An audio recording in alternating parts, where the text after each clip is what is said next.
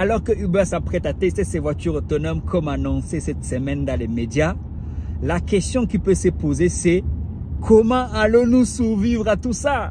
Est-ce qu'on va être supprimé définitivement? Est-ce que c'est des faillites garanties? C'est des faillites de VTC qui vont s'accélérer? Oui, c'est une question qui mérite d'être posée.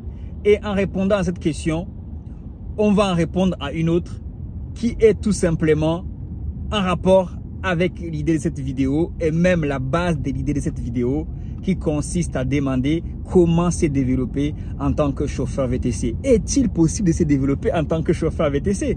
Parce que pas plus tard que la semaine dernière, j'ai discuté rapidement avec une personne expérimentée dans le domaine qui est aussi formateur comme moi. Et la question s'est posée, il a posé la question de manière rhétorique en disant que est-il même possible de se développer en tant que chauffeur VTC? Parce que justement, moi j'ai discuté avec lui en disant que quand même, il y a quand même des opportunités. Je reste optimiste. Oui, tu le sais, je reste optimiste et on va aborder ces sujets dans cette vidéo. J'ai mis ces sujets sur la table parce que je pense que toi aussi, tu as certainement des choses à dire sur ces sujets et je t'écoute dans les commentaires. Ne tarde même pas, commence déjà à me dire ce que tu penses de tout ça et moi aussi, je vais partager dans cette vidéo ce que j'en pense. Quelles sont les opportunités qu'on peut saisir qui vont venir avec certainement une forme de crise, une forme de challenge. Plus de challenges dans le domaine du VTC. Déjà qu'on veut les arrêter et maintenant ils vont venir avec les voitures autonomes. Moi je suis curieux de voir tout cela et je pense que toi aussi, ça révèle beaucoup de challenges, ça révèle bien sûr du manque à gagner pour nous les chauffeurs, on va pas se mentir, mais il y a une catégorie comme dans tout business de chauffeurs qui vont s'en sortir et qui vont trouver leur part à prendre dans ces business des voitures autonomes, que ce soit en restant en voiture normal et que ce soit même en investissant eux-mêmes aussi dans des voitures autonomes. En tout cas, c'est une nouvelle ère qui s'annonce et on va voir tout ça dans cette vidéo.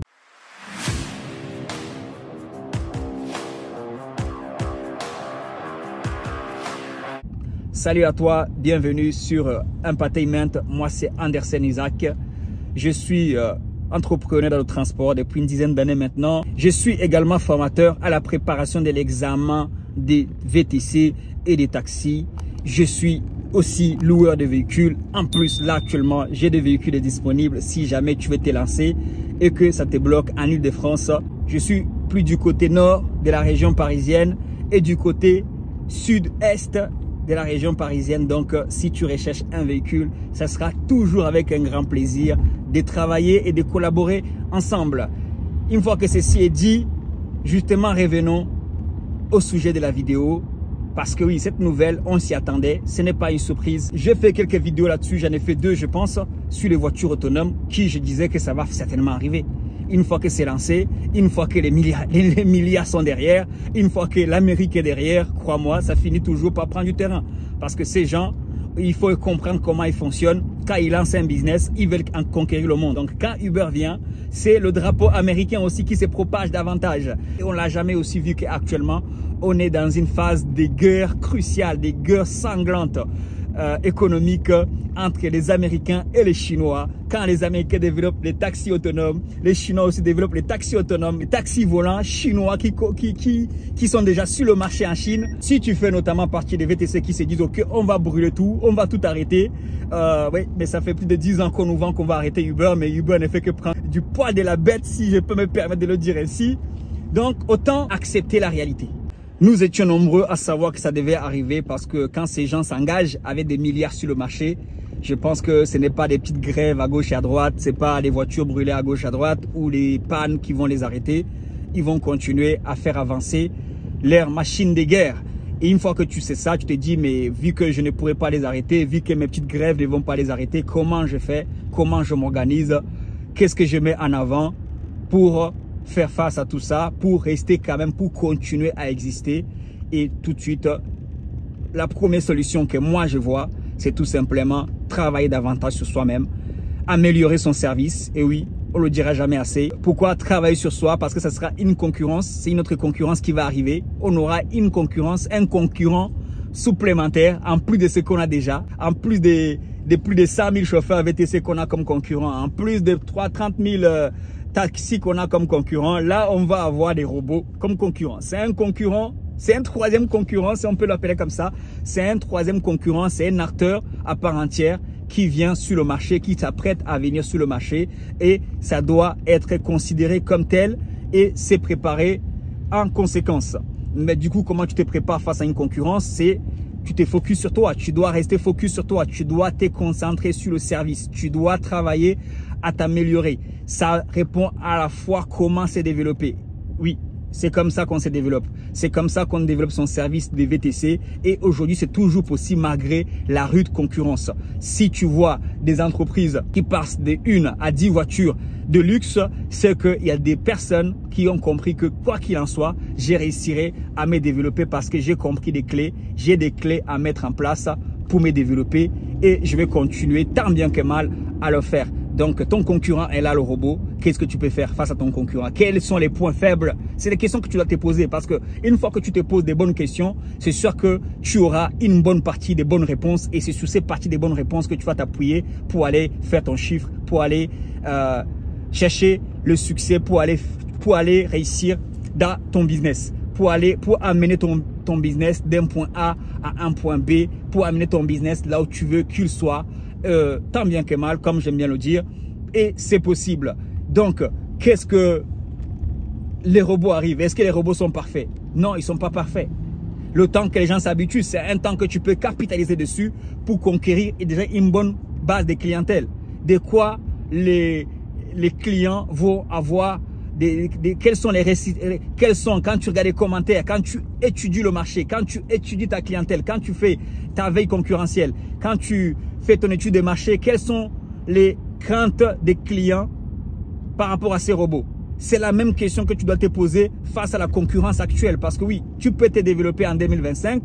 Oui, tu peux te développer aussi à l'avenir, en 2030, en 2026, quand les robots vont arriver. Tu pourras toujours te développer dans la mesure où tu décides de chercher, de faire des recherches concernant les bonnes méthodes, concernant les bonnes façons, les clés, concernant les clés que utilisent des gens qui se développent. Les entrepreneurs VTC ou même ailleurs qui se développent, ils utilisent quoi? Parce que les lois sont immuables, les principes sont pareils pour tout le monde et les clés qui ouvrent, qui permettent à qui tu veux, tu peux citer les noms des entrepreneurs dans le privé ou dans le VTC qui se développent. Si tu prends ce qu'eux ils utilisent pour développer ton business, tu vas développer ton business bien sûr à ta mesure, chacun à sa mesure. Si eux ils peuvent avoir 10 voitures, si tu avec un certain principe, avec certaines clés qu'ils mettent en place, avec certaines stratégies si tu veux, si tu prends ces stratégies et que tu les mets en place, tu les pratiques, tu pourras du moins passer d'une classe E à une classe V ou d'une classe V à une classe E. Et c'est la base. Et une fois que tu es passé à ça, tu dupliques encore. Tu dupliques encore la même clé, les mêmes stratégies. Tu ne vas que y aller. Maintenant, c'est concernant les voitures. Comment avoir des voitures? Comment avoir des clients? Ça répond au même principe. Ça, comment fidéliser tes clients? Comment faire en sorte que tes clients ne veulent que toi? Comment faire en sorte que quand tu n'es pas là pour servir tes clients, que tu dois les envoyer un chauffeur, tes clients vont râler. Tes clients vont dire, ok, j'aurais préféré avoir Andersen sur cette course. Tu sais, sans prétention aucune, il y a des courses privées que je reçois avec l'un de mes partenariats privés, que quand je le refuse et que je propose un autre chauffeur, aussi fiable que moi quand même, on dit non. La personne qui me propose la course, en gros, il dit, si ce n'est pas toi qui l'as fait, plusieurs reprises. Je peux te montrer des captures d'écran de ces genres de courses, mais bon. C'est quelque chose qui, c'est normal. Parce que toi, tu parviens, ça peut être une compétence. On passe sur des compétences. D'ailleurs, c'est un rapport étroit. D'ailleurs, c'est des compétences qu'on parle. Peut-être que c'est le fait que tu es souriant et que tu parles un peu anglais, tu sois un peu plus accueillant, tu sois un peu plus calme pendant les bouchons. Tu sois aussi ouvert, oui, l'ouverture d'esprit. Quand tu es avec un client et que tu parviens à t'adapter à cette clientèle, à ne pas dire amen à tout, mais à une certaine mesure, te dire en fait, le client, il est là. S'il aborde un sujet, je n'ai pas à le contredire. Je ne suis pas là pour le prêcher ma religion, par exemple. Je ne suis pas là pour me faire sujet. Je m'adapte un peu à peu près à sa culture.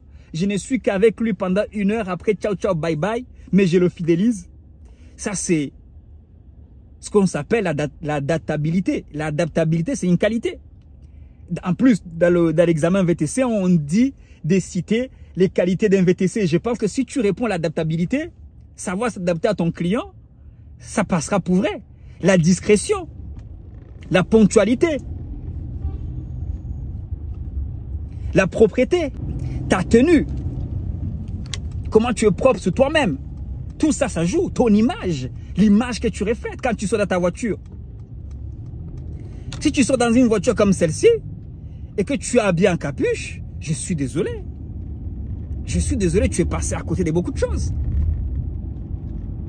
Ça déjà, c'est l'image en soi-même. Naturellement, cette voiture va t'apporter des clients sans même faire d'efforts. Même en termes de partenariat, le partenaire va favoriser ce qu'il y a de meilleur pour son client. Parce que lui aussi, il veut fidéliser son client. Il veut passer de ses clients à conduire toute sa famille parce qu'il aura fidélisé. Donc, je fais une vidéo avec toi pour aborder tous ces genres de choses qu'on peut mettre en place. Moi-même, je suis curieux d'en apprendre plus sur comment toi tu fais pour fidéliser ta clientèle. Partage. On ne perd jamais en partageant. Tu ne perds pas en partageant. Tu ne peux que recevoir davantage quand tu es dans cette optique de partager. Donc, parmi tant de qualités, il y a l'ouverture d'esprit. C'est une qualité qui est très bien. Être ouvert d'esprit, c'est de te dire au fait, non, ce qui s'est dit aussi, que ce soit, ça ne va pas dans mon sens, dans mon véhicule, je ne le prends pas personnellement. Je n'ai pas à froisser un client parce que sous l'influence d'une substance quelconque, le client a dit quelque chose qui n'allait pas dans mon sens. Tant qu'il ne me force pas à croire ce qu'il dit, je reste ouvert d'esprit. Bien sûr, être ouvert d'esprit, c'est aussi justement de recadrer un petit peu si ça déborde, si ça dépasse les limites. Mais ce n'est pas être sur la défensive. Dans beaucoup de choses qui ressortent souvent, avec une certaine clientèle, ce qui est un défaut pour les chauffeurs, c'est que vous racontez beaucoup vos problèmes. C'est que vous pleurez beaucoup. Non, le client n'est pas là pour écouter vos problèmes. Le client, il n'est pas là pour écouter tes problèmes. Un client à qui tu accueilles avec tes problèmes, c'est un client qui n'a plus envie de te voir. Tu dois considérer ton client, surtout si tu veux le fidéliser, comme une rencontre d'une potentielle fiancée, si je peux le dire ainsi. D'une personne que tu veux draguer. D'une personne que tu veux impressionner. Est-ce que tu vas draguer une fille? Est-ce que tu vas courtiser une fille en lui racontant tes problèmes? Non, tu les oublies. Tu fais comme si tu étais le mec le plus heureux au monde. Et oui, c'est comme ça. C'est la même chose que tu dois faire si tu es en présence d'une clientèle que tu veux fidéliser ou tu veux acquérir. Ne lui raconte pas tes problèmes. Ne lui dis pas, ne lui parle même pas de quelqu'un d'autre. Ne lui dis pas qu'un tel te fait souffrir. Ne lui dis pas que ton ex Uber te fait souffrir tellement que ça y est, tu n'as plus d'espoir. Considère Uber comme ton ex. Quand tu es devant ton client, ne lui parle même pas de lui. Ne lui parle même pas de tonton Uber. Parle de toi, de tes ambitions. Pourquoi tu es dans une aussi belle voiture?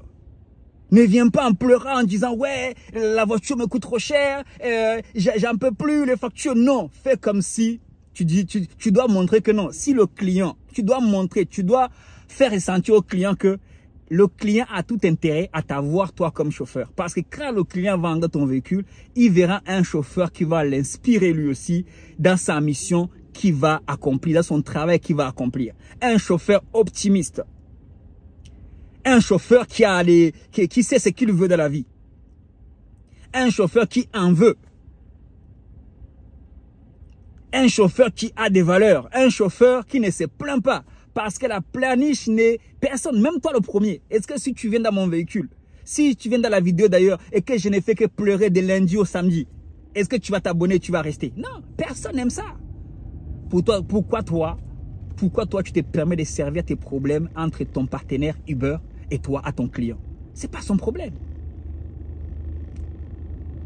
Est-ce que tu sais que ton client, même quand tu le transfères de ta CHR, de lui peut sortir d'autres partenariats que tu n'imagines pas? Tu peux lui parler de tes ambitions. Tu peux lui dire pourquoi quand il te pose des questions, comment ça va, comment ça se passe, tu dis que ça se passe bien.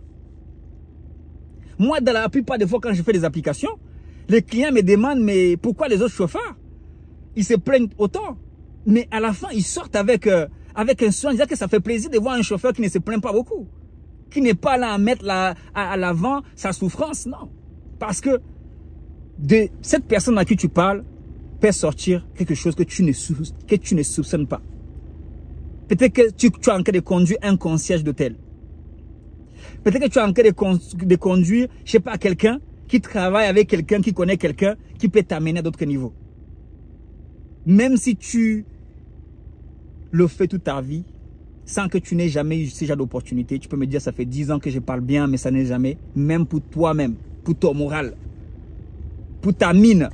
Quand tu arrives à la maison et que tu as bien parlé avec ton client, que ça s'est bien passé, tu es dans la continuité avec ta famille, avec tes proches, et tu bâtis un foyer stable ou une famille stable, quelle que soit ta condition de vie.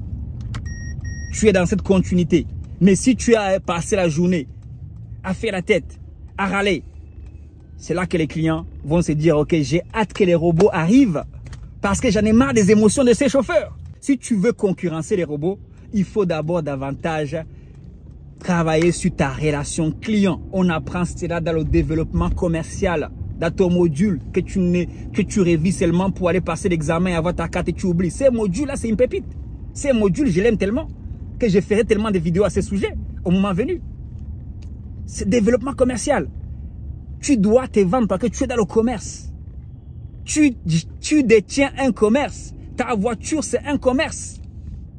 Donc, je pense que j'en ai dit pas mal sur le sujet, sur comment te développer, comment faire face à la rude concurrence des Uber qui arrive prochainement avec d'autres machines, tant annoncées. Ça fait plus de 10 ans que ça s'annonce.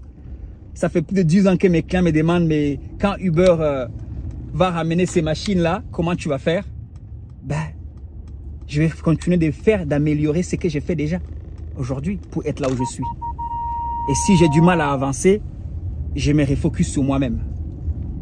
Oui, le seul problème, le seul concurrent que j'ai, c'est moi-même.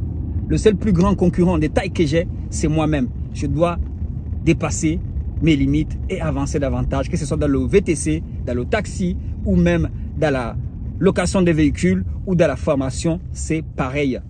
Sur ce, dis-moi ce que tu en penses et n'oublie pas de laisser un like pour donner de la force parce que je prends quand même le temps de partager des choses qui peuvent aider plus d'un. Je vous croise très souvent en disant que mes vidéos vous ont aidé. Donc, prenez le temps de donner de la force et de les partager afin qu'un grand nombre soit aidé parce que ce que tu donnes, tu le reçois à une certaine mesure. Peace, yo. God bless.